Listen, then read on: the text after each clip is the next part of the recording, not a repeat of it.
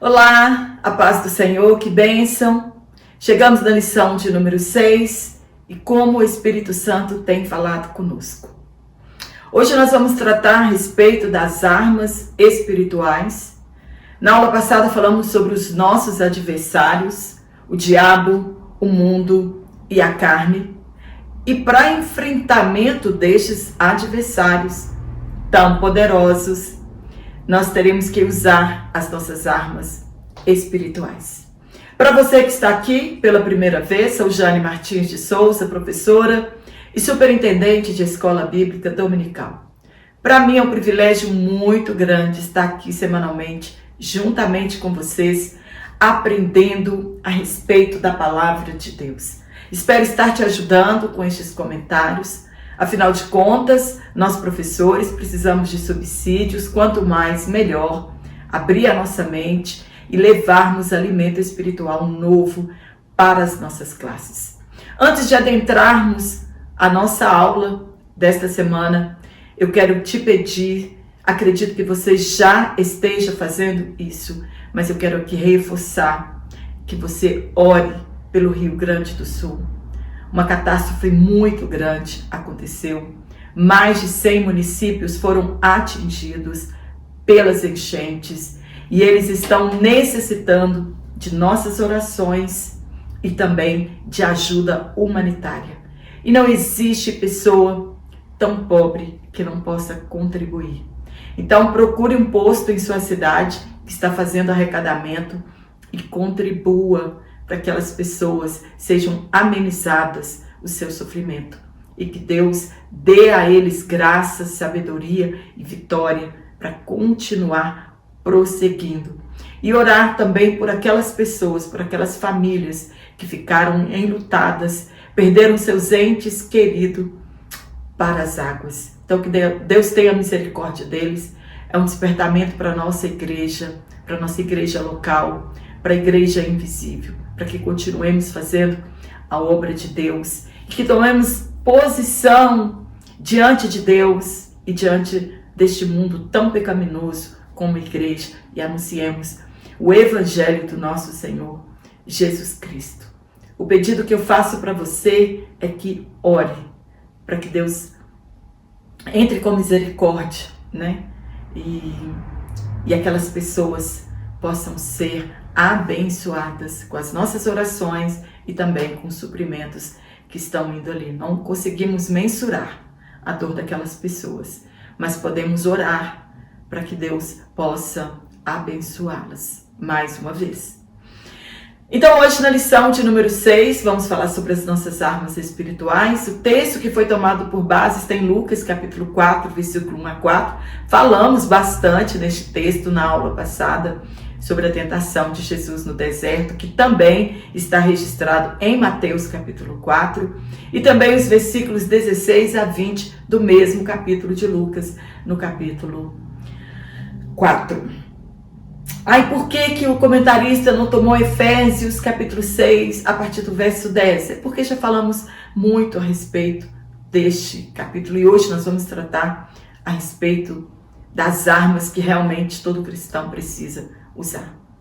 O texto mais conhecido a respeito das nossas armas espirituais é o que eu acabei de dizer, que está em Efésios capítulo 6, do versículo 10 ao 18, em que o apóstolo Paulo fez uma comparação de um soldado romano, né, e da armadura de Deus com a mesma armadura daquele soldado romano.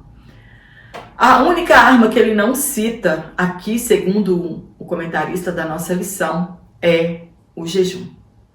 Estudaremos sobre as armas espirituais do cristão que devem ser usadas sempre em nossa caminhada, que nos fortalece contra as ciladas do maligno.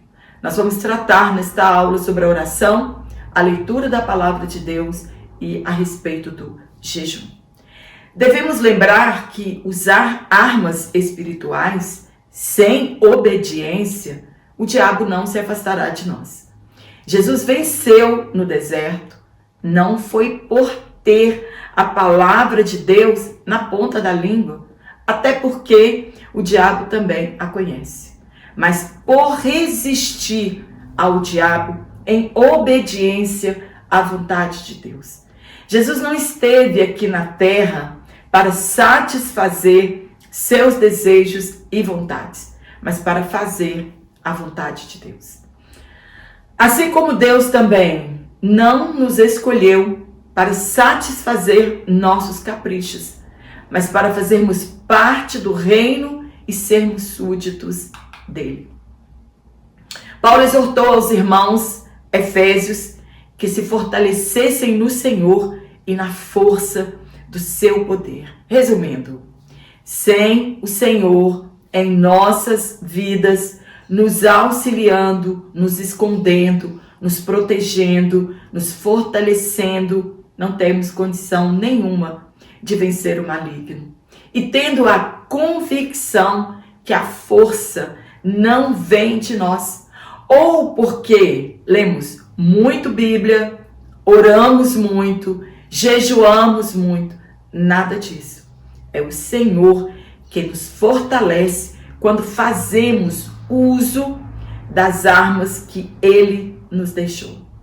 Não podemos perder tempo e devemos vestir toda a armadura de Deus.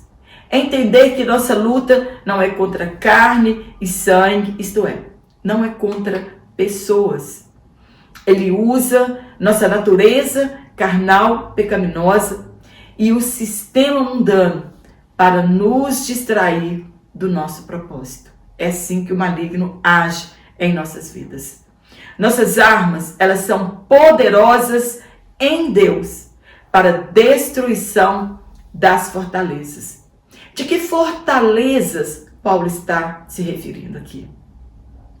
Paulo afirma que em posse das armas de Deus, destruímos argumentos e toda pretensão que se levanta contra o conhecimento de Deus. O poder das trevas continua tentando destruir a obra de Deus. Porém, Jesus deixou uma palavra de vitória para a igreja. Ele disse, entre aspas, as portas do inferno não prevalecerão contra ela, contra a igreja. Não podemos nos esquecer que a humildade é uma grande arma, pois o orgulho, ele dá espaço para Satanás agir em nossa vida. Paulo estava dizendo, não dependa das suas habilidades, do seu intelectualismo, dos seus dons, dos seus talentos, da sabedoria adquirida nos bancos das universidades. Ele está dizendo, dependa totalmente de Deus. Infelizmente, muitos cristãos não são treinados e ensinados que a igreja está envolvida em uma batalha espiritual. Igreja não é diversão, não é ponto de encontro. É lugar em que nos reunimos e aprendemos acerca de Deus, sobre a verdadeira adoração, sobre a palavra de Deus e como vencer o inimigo de nossas almas. E por desconhecerem a seriedade de que estamos em uma batalha espiritual, não sabem como agir no campo de batalha. E muitos, infelizmente, são vencidos nele e fracassam. A estratégia é de Deus, mesmo que você ore, mesmo que você jejua, mesmo que você leia a palavra de Deus, as estratégias sempre serão de Deus. Davi, um homem segundo o coração de Deus, suas estratégias militares vinham de Deus. Josué, ao conquistar Jericó, as estratégias vieram de Deus. A igreja, para vencer, mesmo de posse das armas espirituais, ela deve buscar orientação divina para vencer. O crente, da mesma forma, deve buscar orientação divina para o combate diário. É real a batalha espiritual e o crente precisa considerar que a única maneira de vencer e resistir é tomando posse das armas espirituais que nos foi dada: a palavra de Deus, a oração e o jejum. Nenhum cristão vencerá sem oração, sem palavra de Deus e sem jejum. Infelizmente, muitos pensam que somente a oração é suficiente. Outros que jejuar é um segredo. E outros que por muito ler a Bíblia vencerá essa guerra espiritual. Já vi e acredito que você também já tenha ouvido falar ou contarem que muitos crentes foram derrotados por usar apenas uma dessas armas. No primeiro tópico, nós vamos falar sobre as armas do crente. Já sabemos quais são elas. Quando aceitamos Jesus como Salvador, somos transportados para o mundo espiritual. Bênçãos, guerras e armas são recebidas no mundo espiritual e guerreadas aqui, no mundo físico. Estaremos em combate até o arrebatamento da igreja. Primeiro ponto, as armas. A arma pode ser de ataque, como também de defesa. Quando olhamos para o passado, as armas terrenas eram bem diferentes das armas usadas hoje. Porém, muitas ainda são usadas nas guerras. Isso quer dizer que as guerras evoluíram e as estratégias de guerra também. Entretanto, no mundo espiritual, as armas continuam as mesmas. O povo de Deus sempre venceu suas batalhas jejuando. O povo de Deus em Susa, no tempo da rainha Esther, orando. Ezequias, no templo em oração, apresentando a Deus em oração a carta de Senaqueribe. E também venceram observando a palavra de Deus. Josias, ele recebeu o livro da lei e buscou de Deus orientações acerca do que deveriam fazer. Muitas das vezes, eles nem mesmo usavam suas armas e Deus lhes dava vitória. No caso da batalha de Gideão contra os midianitas, não importa se eles usavam espada, varas, fundas, arco e flecha, lança ou dardo, ou se protegiam com escudos, capacetes ou couraças. O mais importante que aprendemos com o povo de Deus é que eles dependiam totalmente de Deus. Depositavam a sua confiança no Senhor dos Exércitos. A igreja, ela trava um combate espiritual contra as forças do mal e precisamos depender exclusivamente de Deus. No ponto 2, as estratégias do inimigo. São muitas as estratégias do maligno para nos afastar do caminho estreito e do nosso alvo, que é Cristo. Como enfrentar o inimigo se desconhecemos as suas artimanhas, as suas estratégias, suas armas e seu poder? Não despreze o poder que ele tem aqui neste mundo.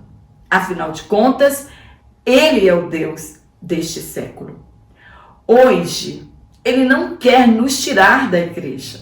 Ao contrário, a sua estratégia é que continuemos nela, porém frios, em pecado e contaminando aos outros, até que o reino de Deus seja minado e a igreja destruída. Qual a estratégia usada com Eva? A soberba da vida. E muitos têm enveredado por este caminho e perdido a direção do céu. Ele não trabalha da mesma forma com todas as pessoas, pois cada um de nós temos nossas fraquezas reais e pecados que nos escravizaram lá no mundo. E ele usará essas armas contra nós. Se sua fraqueza no mundo era dinheiro, tenha certeza que é nessa área que ele trabalhará em sua vida. Se a sua fraqueza era mentira, se era pornografia, se a velha natureza não foi sepultada ainda, ele te enfraquecerá no mesmo pecado. Ele consegue arrebatar a palavra de Deus dos nossos corações, pois ele sabe que a palavra de Deus é que liberta. Ananias queria, com mentiras, conseguir a mesma posição de Barnabé. Ao doar parte da herdade vendida, entrou em Judas para trair Jesus e, pasmem, por dinheiro, pediu a Deus a vida de Pedro para se andar com ele ou peneirar, isto é, testar a fé dos discípulos. Ele aprisiona pessoas para fazer sua vontade. São armadilhas que somente Deus pode nos livrar. Muitos estão sendo enganados com doutrinas demoníacas. Isso acerca da adoração, do sexo, do casamento e com muitas outras coisas. Muitas pessoas estão sendo enganadas. O apóstolo Pedro nos alertou que devemos nos manter sóbrios e vigilantes, porque nosso adversário, ele não dorme. Ao contrário, ele está ao nosso derredor. Ele não desiste. Nos causa medo com suas investidas e dará o bote certo na vida daquele que não está vigilante. Ele é uma serpente. Pode picar quando menos esperamos. Ele é cruel, um inimigo perigoso. Tem poder, inteligência e um exército de demônios que o servem. Não zombem dele e muito menos não o subestimem. Devemos estar sóbrios, é ter nossa mente em controle. Nem tudo é diabo, porém nem tudo é carne. Terceiro ponto, o chefe de toda força do mal. O reino do mal é organizado, tem o diabo como chefe e os demônios como súditos, e que estão a serviço do reino do mal.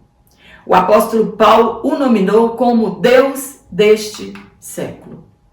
Ele destrói a vida de muitas pessoas com possessão demoníaca. Lembra do endemoniado de Gadara? Devemos deixar as obras das trevas e nos revestir das armas da luz. Ele usa pessoas para nos impedir fazer a obra de Deus. Paulo foi impedido por pessoas, por perseguições e pela prisão de visitar os irmãos tessalonicenses. Ele foi impedido. Ele disse, olha, quis uma ou duas vezes, mas eu fui impedido. Ele usa governantes para criarem leis contra a igreja. Na segunda-feira, no dia 29 de abril deste ano, o Conselho Nacional de Política Criminal e Penitenciária, o CNPCP, vinculado ao Ministério da Justiça, publicou uma resolução no Diário Oficial da União que proíbe o evangelismo em presídios. E a norma visa impedir a conversão religiosa de presos, argumentando que seu objetivo é garantir a liberdade religiosa no ambiente prisional. A resolução ainda estabelece que as autoridades do sistema prisional devem evitar, entre aspas, o proselitismo religioso de qualquer crença, bem como a tentativa de converter detentos para uma fé diferente daquela que professa, ou mesmo daqueles que não possuem nenhuma religião. Você pode até estar brincando de ser crente, mas ele não está brincando de ser diabo.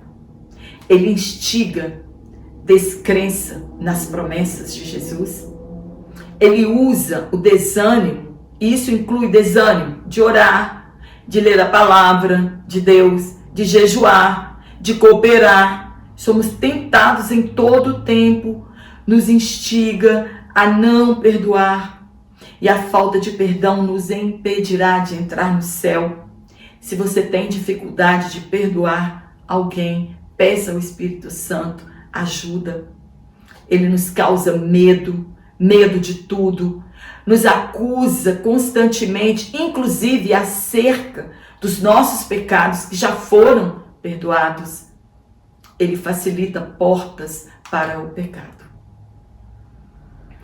No tópico 2, nós vamos falar sobre as 3 armas espirituais do cristão. Lembrando que eu vou deixar aqui na descrição da minha aula, desse vídeo, bem aqui embaixo, um link do meu WhatsApp. Você fala diretamente comigo se quiser receber este comentário em PDF. Eu não tenho aula em slides. E também o link da Hotmart. Se você não quiser falar comigo e quiser adquirir diretamente pela Hotmart, também vou deixar o link aí. Você tem liberdade de adquirir a hora que você quiser, que eu trabalho o dia inteiro e talvez eu demore a responder você, e por isso me perdoe também. Mas você pode adquirir a partir de agora também pela Hotmart. Quero agradecer você que tem adquirido o meu material, porque isso me ajuda aqui também no meu canal. Então, primeiro ponto, a palavra de Deus. Vamos falar das 3 armas. A palavra de Deus. Nós vamos falar sobre a oração e também sobre o jejum. A pergunta que faço para você: você lê a Bíblia todos os dias? Quantas vezes você já leu a Bíblia toda, de Gênesis a Apocalipse? Como o irmão teceu um comentário aqui na minha aula, sem saltar, as genealogias. É assim que nós devemos ler toda a Bíblia. Você realmente medita nas Escrituras diariamente? Nosso adversário, ele conhece toda a Escritura. Ele presenciou os escritores escrevendo a Bíblia Sagrada. Jesus afirmou ao diabo no deserto que o homem não vive somente de pão, mas toda a palavra de Deus. Com Jesus, também nós estamos sujeitos à fome, aos impulsos e às necessidades que pulsam dentro de nós e que nos pressionam a pecar.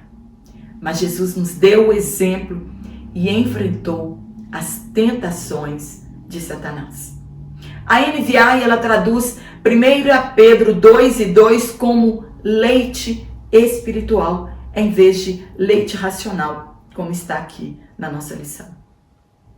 Querendo dizer que, assim como um bebê precisa do leite materno e ele tem uma fome irrefreável, serve de exemplo para os crentes que devem da mesma forma sentir necessidades ou fome da palavra de Deus, que é o nosso alimento espiritual.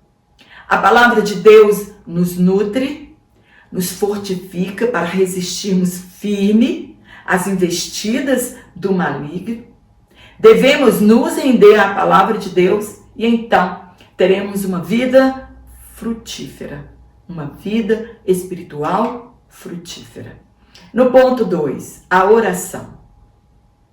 Quando devo orar? Somente nas adversidades? Não. Em todo o tempo. Devemos fazer depósito de oração. A palavra de Deus nos adverte a orar em todo o tempo. Que devemos orar sem cessar. Temos a certeza que Deus está presente em todo o tempo e em tudo. Devemos lembrar de Deus e falarmos com Ele. Não quer dizer estar horas a fio de joelhos, porém falando com Ele em todo o tempo. Que a nossa mente esteja ligada no céu diariamente. É uma poderosa arma espiritual aliada à palavra de Deus. Davi, ele orava 3 vezes ao dia, de manhã, à tarde e à noite.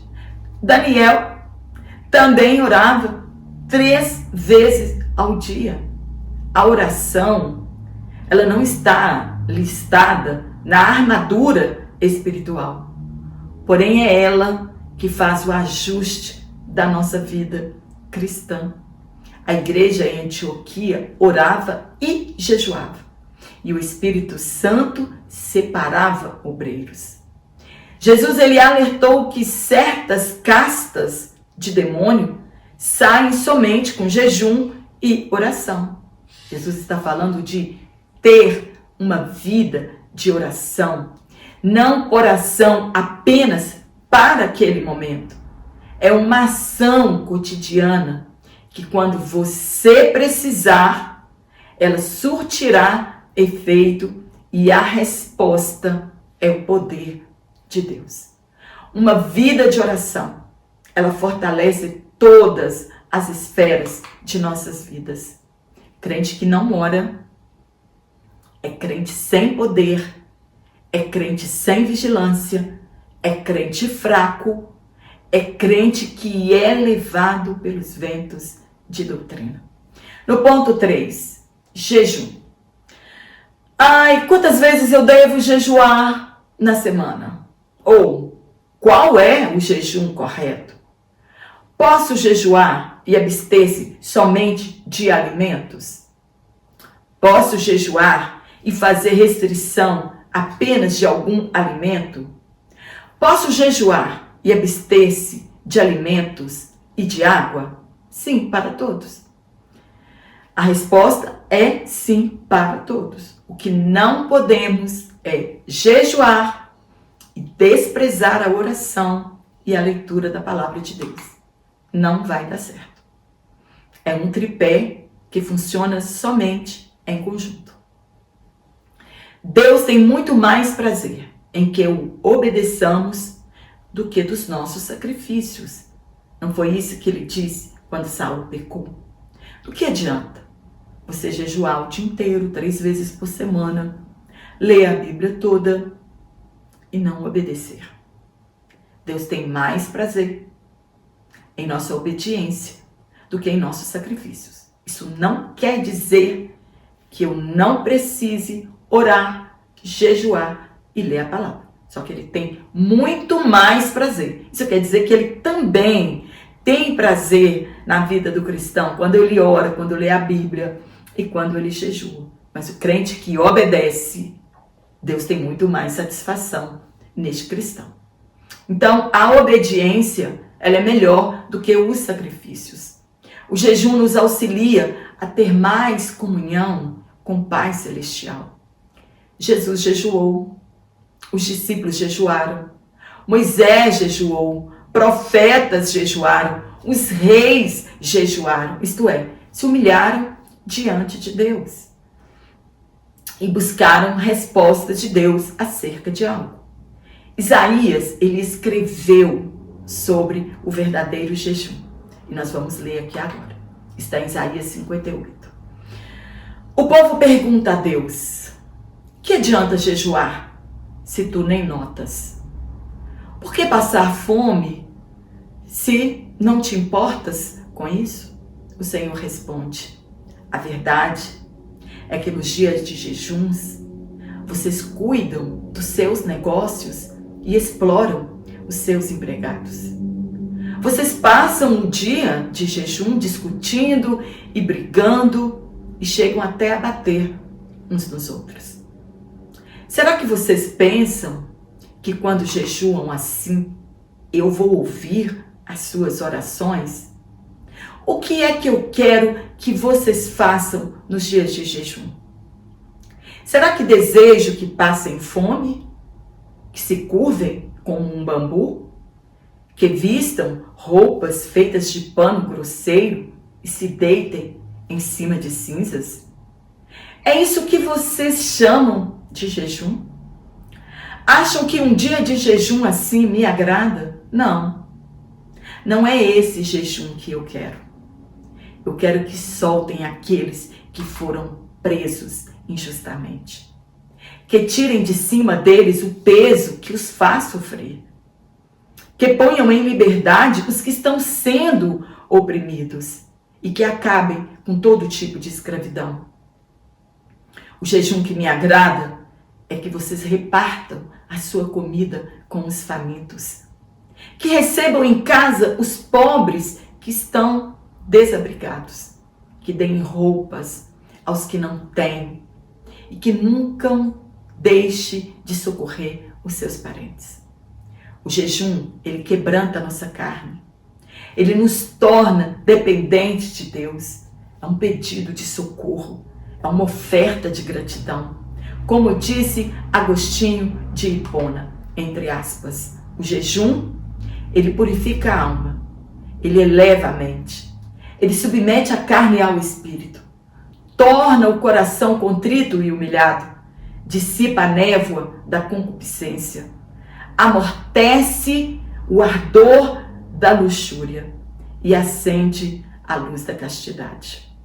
No tópico 3, nós vamos falar sobre Jesus Cristo, nosso maior modelo. Jesus é o maior exemplo de oração, de jejum e obediência à palavra de Deus. É nosso modelo de vencer batalhas espirituais. Teve de enfrentar o diabo pessoalmente em um dos momentos de maior fragilidade. E pior ainda, no deserto e com fome. Suportar as investidas do maligno em momento de escassez não é fácil. E Jesus nos deu exemplo de obediência. Adão estava no paraíso com todas as suas necessidades supridas e cedeu à tentação da serpente. Não é a sua situação que te fará triunfar ou perder. É o tanto que você toma posse de suas armas espirituais. Jesus não nos deixou aqui de qualquer maneira, cada um por si, não. Ele orava uma noite inteira. Onde estão as nossas vigílias? Jejuou 40 dias no deserto. No primeiro ponto, vencendo o diabo com a palavra. O exemplo que Jesus nos deu. A palavra é nossa única arma de ataque. As demais são de defesa. No deserto, na tentação, ele se defendeu tomando o uso da palavra. Não que o diabo desconhecia os textos, somente fez a sua interpretação. E com isso, ele engana milhares de pessoas. Assim como fez com Eva no jardim. A mesma coisa ele tentou fazer com Jesus, só que no deserto, né? Não foi bem assim que Deus disse. Ou, Deus disse isso, mas também ele falou isso. Jesus simplesmente considerou obedecer a Deus e a sua palavra. Quando deram-lhe o texto de Isaías para ler na sinagoga, tomou para si o texto lido. Jesus nos deixou bem claro que os princípios da palavra de Deus devem estar presentes em nossa vida. Quando quebramos princípios, estamos sujeitos às investidas do malignos e sujeitos à queda. A palavra é uma arma poderosa e ela é o poder de Deus. No ponto 2, vivendo em oração. Já expliquei que viver em oração é estar o tempo todo com a mente ligada em Deus. Uma das estratégias do maligno é o esfriamento da oração. Nos ataca, fazendo perder o desejo pela oração. Eu quero só abrir um parêntese aqui, porque tem muita gente que fala, tem muito crente que é saudosista. Mas você lembra quando nós tínhamos desejo de chegar exatamente às 19 horas em nossos cultos e orarmos até às 19h30? Hoje quase não vemos isso. E infelizmente, tem pessoas que realmente chegam às 19, mas ficam conversando, com o seu irmão do lado até às 19h30. Precisamos voltar aos nossos velhos costumes de orarmos até às 19h30, mas também orarmos em casa. Então, uma das estratégias do maligno é o esfriamento da oração. Nos ataca, nos fazendo perder o desejo pela oração, de falar com o Pai. Se você não tem nenhuma necessidade, interceda pelos outros. Inclusive, ore pelo Rio Grande do Sul, que está imerso em águas. Ore pelos missionários perseguidos, ore pela igreja, ore pelo seu irmão que está do seu lado. O importante é fazer depósito de oração. Para quando chegar a necessidade e você não tiver força suficiente para orar, seu gemido seja entendido como uma oração. Jesus nos deu o exemplo máximo do dever de orar. Orou uma noite para escolher seus discípulos e entre eles havia um traidor. Se retirava para o deserto para ficar a sós com o Pai. Orou pelos apóstolos e pela igreja de todos os tempos no horto. Orou por Pedro intercedendo junto a Deus para que ele não fosse tentado pelo diabo. Intercedeu por seus algozes para que a sua morte não lhes fosse imputada. Jesus nos ensinou o valor da oração. Nos ensinou que Deus nos atende pela oração e nos ensinou como orar. Assim como Jesus tinha um lugar reservado para a oração, nós também precisamos ter, chamado de nosso quarto de guerra. Lugar em que subimos ao monte e travamos nossas maiores guerras. E uma delas é aceitar a vontade de Deus. É o que Paulo nos aconselhou. Orar sem cessar. No ponto 3, vivendo em jejum. O jejum deve ser uma prática em nossas vidas, salvo se você possui alguma restrição médica e não pode fazê-lo. Jesus não prescreveu nenhuma fórmula para jejum, ou mandou seus discípulos jejuarem, mas ele fez menção do jejum em secreto. Jesus é nosso modelo. Assim como fez, espera que seus discípulos façam o mesmo. Quanto mais oramos, lemos a palavra e jejuamos, mais perto de Deus ficamos, mais sensíveis à voz do Espírito Santo ficamos, mais dominamos os nossos desejos pecaminosos e nos entregamos ao Espírito Santo para sermos guiados por Ele. A nossa oração e o nosso jejum, eles movem o coração de Deus a nosso favor. O que estamos precisando nesses últimos dias, realmente, é sensibilidade para ouvirmos a palavra de Deus. E com certeza, a oração, o jejum e a palavra de Deus vai tornar os nossos ouvidos muito mais sensíveis para ouvirmos o que o Espírito Santo diz à sua igreja. Amém? Espero ter te ajudado com este comentário. Não deixe de dar o seu curtir, compartilhar em suas redes sociais. Se tem sido uma bênção na sua vida, compartilhe para que outras pessoas também sejam abençoadas e que as nossas EBDs cresçam em conhecimento da palavra de Deus. Compartilhe, ative o sininho das notificações para você não perder nenhum dos comentários do meu canal. Quero mandar um forte abraço para você que está aqui semanalmente. Meu muito obrigada. Obrigada pelos comentários, obrigada pelo carinho, obrigada pelas orações. E eu quero mandar um abraço para aquelas pessoas que me pediram, Irmão Cícero Gomes, no Mato Grosso, na Barra do Bugre, e também o irmão Ananiel, em Apicum-Açu, no Maranhão. Um forte abraço a todos vocês, que Deus te abençoe, te dê uma excelente aula, uma excelente semana, e eu te espero aqui na nossa próxima aula, se Deus assim nos permitir então.